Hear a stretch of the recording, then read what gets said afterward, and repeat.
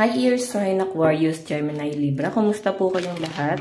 Okay, so Ear Sign, maraming salamat po sa walang sawang pagsubaybay sa ating mga reading.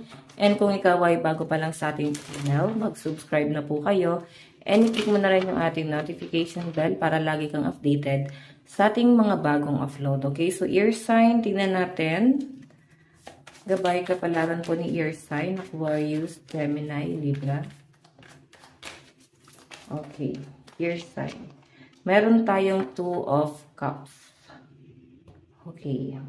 Okay, so maganda to Ear Sign, no? Ngayon, finally, nagkakaroon na ng pagkakaisa, nagkakaintindihan na kayo ng person mo, and nandun na sa point na talagang willing talaga siya na tulungan ka. So, 12 Cups kasi guys, partnership to. So, pwedeng nag-iisa na kayo ngayon sa mga desisyon and sa mga plano. Mararamdaman nyo na parang wala nang kontrahan na nangyayari dito, okay? So, yung 12 Cups guys, ayan, masyado na din guys, kalmado yung ilog doon.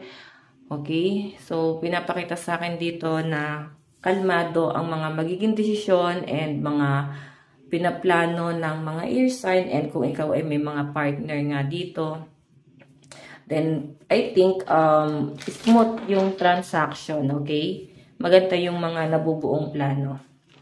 Ayan.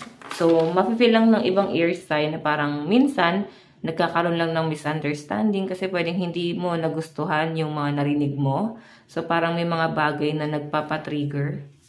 Ayan. Tingnan natin, guys.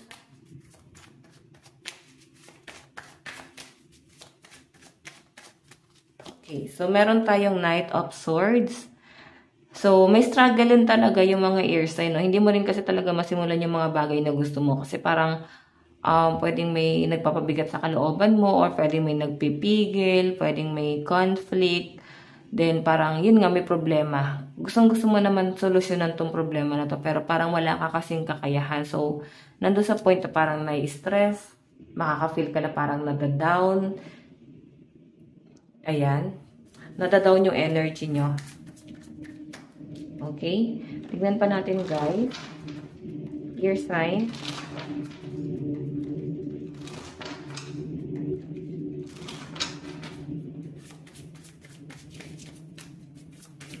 Knight of Swords.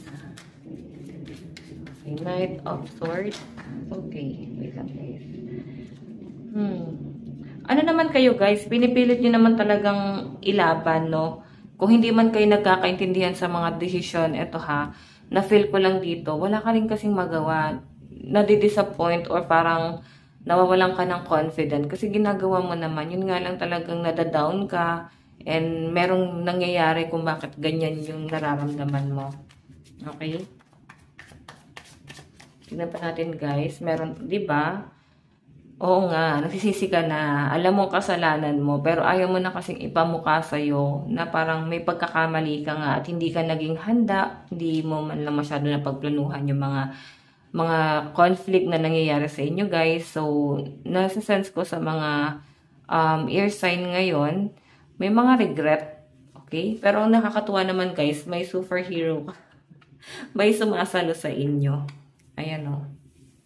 May tutulong and may handang umalalay sa inyo guys. Sa lahat ng aspeto, no, talagang gustong-gusto kang tulungan itong taong to. And mararamdaman mo naman yan. So, huwag ka nang maguluhan dito. And ibaba mo na rin yung pride mo. Alam mo sa sarili mo na wala ka pang kakayahan ngayon. Pero, ma-overcome mo yan. Matututunan mo yan, Ear Sign, okay? Tignan natin ano pa yung ipapakita po sa mga Ear Sign. Okay, so meron tayo guys 7 of Pentacles.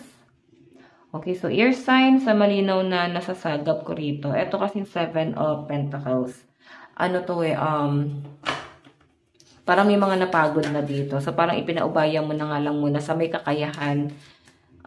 Etong mga plano na to, yung tipong hindi mo naman din talaga hiningi ng tulong, pero sila naman din talaga yung nag-offer. So, maswerte ang mga Ear Sign kasi may nag-guide sa inyo, okay? So, i-release mo na yung mga negativity and mag-focus ka rito, okay? Parang ibubuhos ng mga Ear Sign talaga yung buong enerhiya, puwersa nila dito sa bagay na to. Once na ma-overcome mo din lahat ng mga negativity na na-feel mo, like down na down ka, di ka na mo-motivate. Wala ka rin naman din talagang kakayahang gumalaw kasi ang dami mo rin guys kinukonsider. So, tapos nagkaroon pa ng conflict. Parang inaaral mo pa kung kaya mo ba. Ayan, kakayanin mo ba. Okay, pwedeng person mo to ear sign na gustong tumulong sa inyo. Minsan hindi kayo nagkakaintindihan.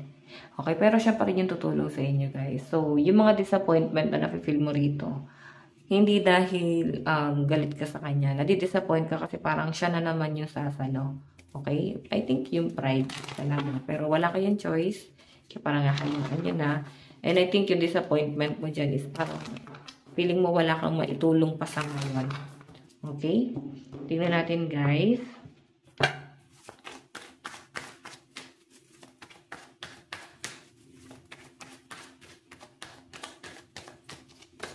Okay. Meron tayo guys, the Fool.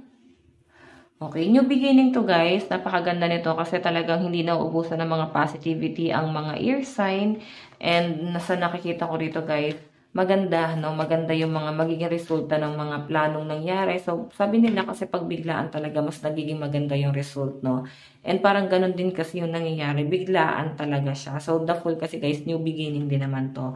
Kung ilang araw niya na siguro to na pagtalunan or hindi na pagkasunduan, din parang ngayon biglang may natauhan na parang sige, magtulungan na siguro talaga. Baka yun na yun ang nararapat.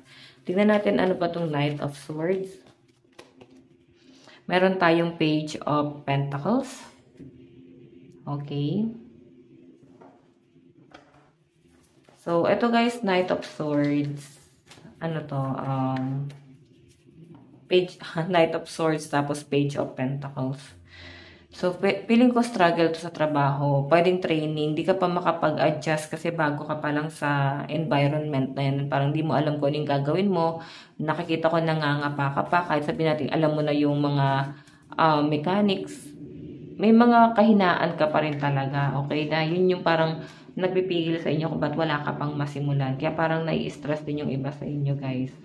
Okay, tingnan natin ano tong 5 of Cups. Ano tong 5 of Cups? Okay, meron tayong 6 of Swords. Okay, so ito guys, 6 of Swords na malinaw na pinapakita sa akin dito.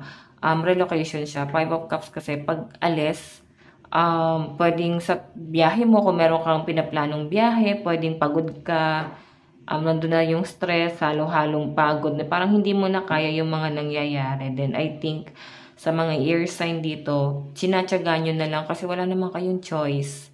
Okay? May mga pinaprocess kayo, guys. May mga ginagawa ka na hindi mo gusto, napipilitan ka na lang kasi sa responsibility mo to. What I mean, responsibilidad mo to. May mga nag-relocate no. Parang may nakaka-feel yung ibang ear sign dito na parang umalis ka sa isang lugar. Parang nagkakaroon ka ng regret. Bakit ginawa mo yon? Dapat pala hindi mo na. So, parang bigla ang decision yung nangyari. 7 of Pentacles. Ano po yung 7 of Pentacles? Ano po itong 7 of Pentacles? Meron tayong Knight of Wands. Okay, so ito kasi guys, Knight of Wands, kagustuhan mo to, no? Desire. So, pwedeng itong taong tutulong sa inyo. Or pwedeng ikaw to, gustong-gusto mo tong bagay na to. And napaka-strong ng personality mo kasi may energy ng Leo. Okay, matitigas sa mga ulo ng mga yan. Ang problema lang kasi guys, minsan, masyado tayong emperor, hindi tayo naging aware, pwedeng tama din yung opinion ng ibang tao na, di ba, ngayon may nangyayaring hindi maganda, nagkaroon ng problema, then parang aware na yung mga tao na pwedeng mangyari yan, no? May chance na mangyari yan. Ngayon nangyari yan, naging kampante kasi kayo. So, ayun din yung nagiging regret ng ibang ear sign po dito, okay? Tignan natin guys, ano bang inyong advice?